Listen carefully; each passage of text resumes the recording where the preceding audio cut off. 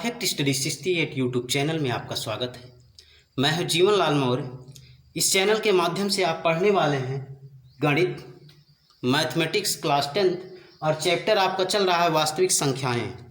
Chapter आपका चल रहा है वास्तविक संख्याएं और वास्तविक संख्याओं के चैप्टर में आपने फर्स्ट ए प्रश्नावली को पूरा पढ़ लिया है, परंतु एक क्वेश्चन पर कमेंट्स आ रहे हैं कि आपका जो 10वां क्वेश्चन है प्रश्नावली फर्स्ट ए का, वो हमने आपको सलूशन नहीं दिया था।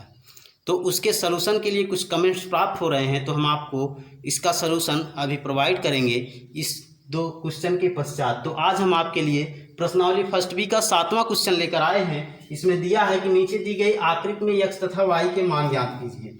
तो आकृति इसमें दी गई है, y का मान इस प्रकार से दिया गया है, ये यहाँ पे दिया गया है 4 और इसके पश्चात यहाँ दिया गया है आपको x, इसके पश्चात यहाँ से यहाँ दिया गया है आपको 3 और यहाँ है 7।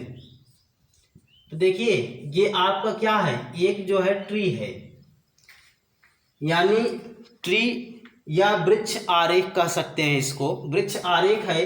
अब x से 2 चीजें निकली हुई हैं, कौन कौन सी हैं, 3 और 7। तो इसके सलूशन के लिए आप देखेंगे कि सलूशन में आप x इक्वल लिखेंगे 3 × 7, x इक्वल आएगा 21। अब x के स्थान पर कितना हो गया, 21। अब y बराबर क्या होगा, 4 × x और x का मान 21 आया है, तो y बराबर हो जाएगा 4 × 21, तो y बराबर आ गया 84। ये x और y के मान प्राप्त हुए। यह वृक्ष आरेख में x y का मान कितना प्राप्त होगा। इसके पश्चात हम चलते हैं, एक क्वेश्चन आपका 8वां है इसी प्रश्नावली के 8वें क्वेश्चन की तरफ हम चलते हैं। तो 8वां क्वेश्चन आपका दिया है कि 8वां क्वेश्चन 18 और 117 के HCF को, 18 और 117 के HCF को, अब 18 और 117 है, इसका HCF है, इसको प्रदर्शित किया गया है 18m - 117, 18m - 117 के रूप में दर्शाया गया है, के रूप में दर्शाया गया है 117 यानी 18m - 117 के रूप में दर्शाया गया है। यम का मान ज्ञात कीजिए, यम का मान ज्ञात कीजिए, यम का मान ज्ञात कीजिए तथा साथ ही 18 और 117 के का एलसीएम ज्ञात कीजिए। यम का मान ज्ञात कीजिए, साथ ही 18 तथा 117 का एलसीएम ज्ञात कीजिए, एलसीएम ज्ञात कीजिए। तो देखिए इसका सलूशन बहुत ही आसान है, बहुत ही आसान। यानी इसके सलूशन के लिए हम क्या करेंगे कि सबसे पहले आप देखिए जो प्रश्नावली आपकी चल रही है, प्रश्नावली में आपका क्या है कि अभाज्य गुणनखंड से आप HCF और LCM निकालते हैं इस प्रश्नावली में। तो 18 के अभाज्य गुणनखंड, 18 के अभाज्य गुणनखंड। अब देखिए अभाज्य गुणनखंड 18 का लिखना है, तो 18 को हम क्या लिख सकते हैं, 9 × 2 और 9 को 3 × 3। तो इस प्रकार से इसका गुणनखंड हो गया 2 × 3 × 3। इसके बाद है 117, 117 के अभाज्य गुणनखंड। अब देखिए इसको भी 9 से भाग देंगे तो कट जाएगा और कितना आएगा, 9 × 3 = 27, 9 × 2 = 13, 9 × 117 होता है। ठीक, अब 13 का तो गुणनखंड होगा नहीं, 9 का होगा, तो 9 को हम लिख सकते हैं 3 × 3 × 13। अब यहाँ देखिए 1 3 2 3, यहाँ भी 1 3 2 3, दोनों अभाज्य गुणनखंडों में 2 बार 3 उपस्थित है। इसलिए 18 तथा 117 का HCF ये बराबर हो जाएगा कितना, 3 × 3 बराबर आएगा 9। अब प्रश्नानुसार आप देख रहे हैं कि 18m - 117 यह क्या है, HCF है किसका 18 और 117 का, तो इसको हम 9 लिख सकते हैं। अब यहाँ से 18m बराबर हो जाएगा 9 धन 117, तो 18m बराबर हो जाएगा, जोड़ लीजिए 9 7 16 और 126 आ गया, तो m बराबर हो जाएगा 126/18, भाग कर लीजिए 18 से 126 में भाग कर लीजिए, तो कितना बार जाएगा वही m का मान हो जाएगा। 18 से 126 में भाग करेंगे तो आपका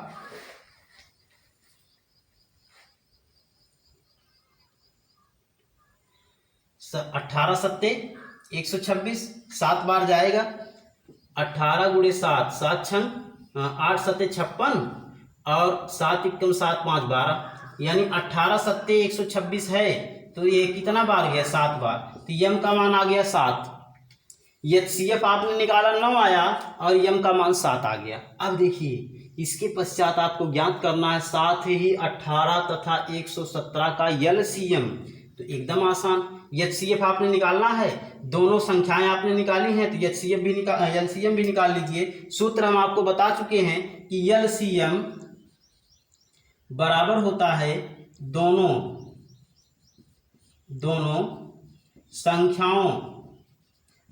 संख्याओं का गुणनफल बटे HCF। अब यहाँ देखिए दोनों संख्याएं आपको ज्ञात हैं और इनका HCF भी आपको ज्ञात है, तो दोनों संख्याओं के मान रख दीजिए और HCF का मान रख दीजिए। 18 गुणे 117 बटे 9, तो 9 से भाग कर दीजिए, इसको आ गया 13। 13 का गुणा कर लीजिए किसमें 18 में, यानी 18 गुणे 13 आपको करना है, तो 13। अब यहाँ 13 का गुणा 18 में करना है, तो 18 तिहाई 54 और 18 एकम 18 और 5 23, 234 इसका LCM हुआ। तो ये आपका आंसर हो गया और एक आंसर आपका यहाँ आया है, यम का मान 7 और LCM का मान आ गया 234। ठीक, इस प्रकार से आपने 9वें क्वेश्चन को हल किया। अब हम चलते हैं 8वें क्वेश्चन को हल किया। अब हम चलते हैं 9वें क्वेश्चन की तरफ। 9वां क्वेश्चन देखते हैं, आसान वे में एकदम ही आसान वे में आप सभी क्वेश्चंस को सॉल्व कर रहे हैं। तो देखिए इसका 9वां क्वेश्चन दिया है कि जांच कीजिए कि क्या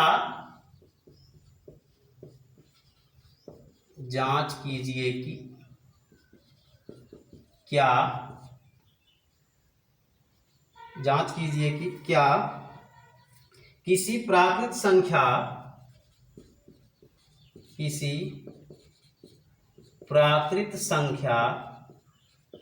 स्मॉल n के लिए संख्या 6 घाते n अंक 0 पर समाप्त होगी। 6 घाते n अंक 0 पर समाप्त होगी। तो देखिए इसमें आपको जांच करना है और प्रश्नवाचक चिन्ह है, क्योंकि 0 पर समाप्त हो सकती है या समाप्त होगी, तो यहाँ समाप्त हो सकती है कर लीजिए, समाप्त हो सकती है। क्या किसी प्राकृत संख्या n के लिए संख्या 6 घाते n अंक 0 पर समाप्त हो सकती है। अब देखिए सबसे पहले यहाँ आपको जानना है कि जो संख्या 0 पर समाप्त होगी उसके गुणनखंड में 1 बार 5 और 2 उपस्थित होना चाहिए। जो संख्या 0 पर समाप्त होगी उसके गुणनखंड में 5 और 2 उपस्थित होना चाहिए, लेकिन यहाँ आप देख रहे हैं कि 6 है। 6 का अभाज्य गुणनखंड कितना आएगा, 2 गुणे 3 आएगा। 2 गुणे 3 आएगा तो स्पष्ट है कि 6 घाते n लिखा है तो 2 गुणे 3 घाते n होगा, और इससे स्पष्ट है कि 6 घाते n के अभाज्य गुणनखंड में 5 नहीं आ रहा है, 2 तो आ रहा है लेकिन 5 नहीं आ रहा है। तो जब 5 नहीं आ रहा है तो 6 घाते n की कोई भी संख्या चाहे वो किसी भी प्राकृतिक संख्या के लिए यानी n belongs to capital N के लिए देखा जाए तो ऐसी संख्या कोई है नहीं जिसमें 6 घाते n में 0 अंक पर समाप्त होगी। तो यही आपको लिखना है। आइए इसको हम इसका डेरिवेशन कर देते हैं यानी इसका सलूशन कर देते हैं। सलूशन में आपको लिखना है, सलूशन में बात तो समझ में आई होगी कि ऐसी संख्याएं जिसका लास्ट अंक यानी इकाई अंक 0 होगा या तो वह 2 से विभाज्य होगी या तो 5 से विभाज्य होगी, सीधे सीधे।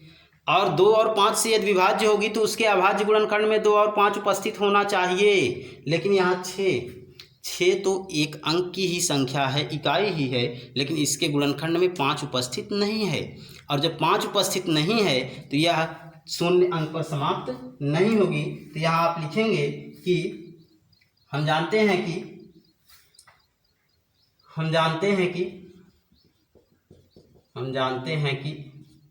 6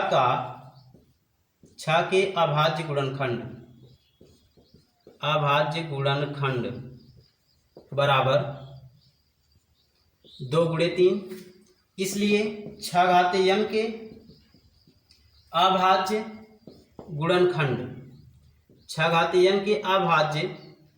गुणनखंड ये बराबर होगा 2 गुणे 3 घाते n।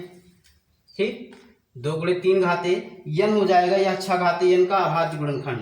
तो यहां से आप देख रहे हैं कि इससे स्पष्ट है कि इससे मीन्स गुणनखंड से इससे स्पष्ट है कि 6 घाते n के अभाज्य गुणनखंड में 5 उपस्थित नहीं है, 5 उपस्थित नहीं है। इसलिए 6 घाते n की कोई भी संख्या n belongs to capital N यानी किसी भी प्राकृतिक संख्या के लिए n belongs to capital N ऐसी नहीं है या इस प्रकार की नहीं होगी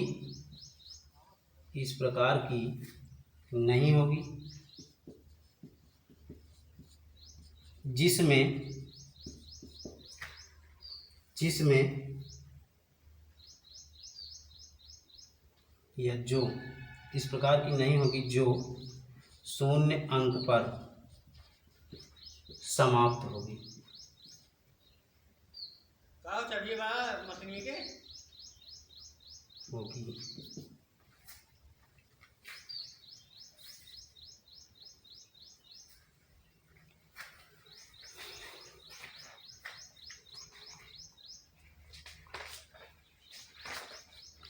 यानी इस प्रकार की कोई संख्या नहीं है जिस पर यह 0 अंक पर समाप्त होगी। तो आइए अब हम आपको फर्स्ट ए का जो 10वां क्वेश्चन है इस पर थोड़ा सा डिस्कस कर लेते हैं, पूर्ण रूप से नहीं, थोड़ा सा डिस्कस कर लेते हैं। इसमें दिया है कि यूक्लिड विभाजन प्रमेय का फर्स्ट ए का जो 10वां क्वेश्चन है,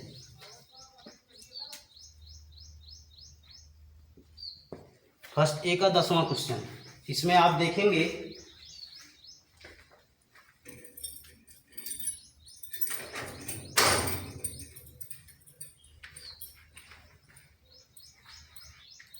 यूक्लिड विभाजन प्रमेयिका की सहायता से आपको दिखाना है कि कोई भी धनात्मक पूर्णांक का घन 9m, 9m+1 या 9m+8 के रूप का होता है।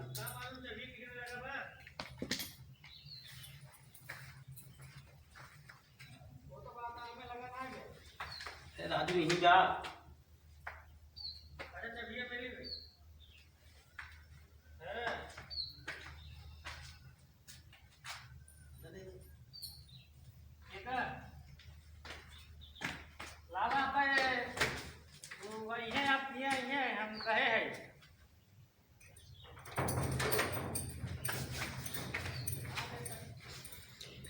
तो देखिए 10वां क्वेश्चन आपका है, बहुत ही आसान है। किसी भी पूर्णांक यानी किसी भी धनात्मक पूर्णांक के लिए किसी पूर्णांक का घन 9m+1 या 9m+8 के रूप का होता है। तो इसमें आपका यूक्लिड विभाजन प्रमेय क्या है, a बराबर BQ+R, और इसमें R है 0 smaller equal R smaller b, ये R का मान है, और यहाँ से b का मान क्या आया, b बराबर 9 होगा। ठीक, अब घन कह रहा है तो घन तो करेंगे ही। अब यहाँ से R का मान क्या आएगा, इसमें अगर रखेंगे 0 स्मॉलर इक्वल R स्मॉलर 9 करेंगे तो R का मान 0 1 2 3 4 5 6 7 8 यहाँ तक आएगा। अब इसमें हम एक हल करके आपको दिखा दे रहे हैं, 1 या 2, बाकी आप करेंगे। यहाँ R का मान क्रम से इसमें रखेंगे यूक्लिड विभाजन प्रमेयिका में, तो आपका आएगा a बराबर b मीन्स a बराबर 9q+r होगा, और a बराबर 9q यहाँ आ जाएगा। और यहाँ पे क्या करेंगे, घन करने पर a³ बराबर होगा 9q की घात 3 होगी, और यहाँ से a³ को हम लिख सकते हैं 9 कॉमन 9q यानी 81q³ आएगा। और इसी को हम लिख सकते हैं a³ बराबर 9, 1 मिनट, यहाँ आप जो है यम के रूप में, ठीक, 9m, जहाँ यम बराबर है 81q⁻3। इसी प्रकार से एक जब रखेंगे उसका भी क्यूब करेंगे, 9 कॉमन लेंगे, इसी प्रकार से हो जाएगा। एक वाला देख लीजिए, a बराबर 9q+1, यहाँ भी आप क्या करेंगे, घन करने पर a³ बराबर 9q+1 की घात 3, तो a³ बराबर आएगा 9q+1, 9q+1 की घात 3 है, तो 9 9 81, और 81 में 9 का गुणा होगा तो आएगा 729। 81 गुणे 9, 9 एकम 9, 9 8 72, 729 q⁻3 धन 1 और धन 9q यानी 3ab में हो जाएगा 27q कोष्टक में 9q धन 1।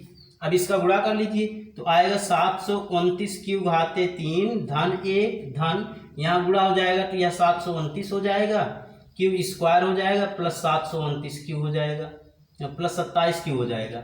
अब इन तीनों में कॉमन होगा, एक में तो कॉमन होगा नहीं, 9 कॉमन ले लीजिए तो आ गया आपका 81q² plus 81q plus 9q, 9 केवल q तो बाहर रहेगा, 9q कर लीजिए, और प्लस 1। अब इसको हम यम लिख सकते हैं 9m+1, और यहाँ पे आपका हो जाएगा यम equal 81q² plus 81q plus 9q। यह आपका इसका आंसर हुआ। तो इस प्रकार से आपने 10वें क्वेश्चन को और आगे आप हल करेंगे। आज की वीडियो क्लास में सिर्फ इतना ही। Thank you.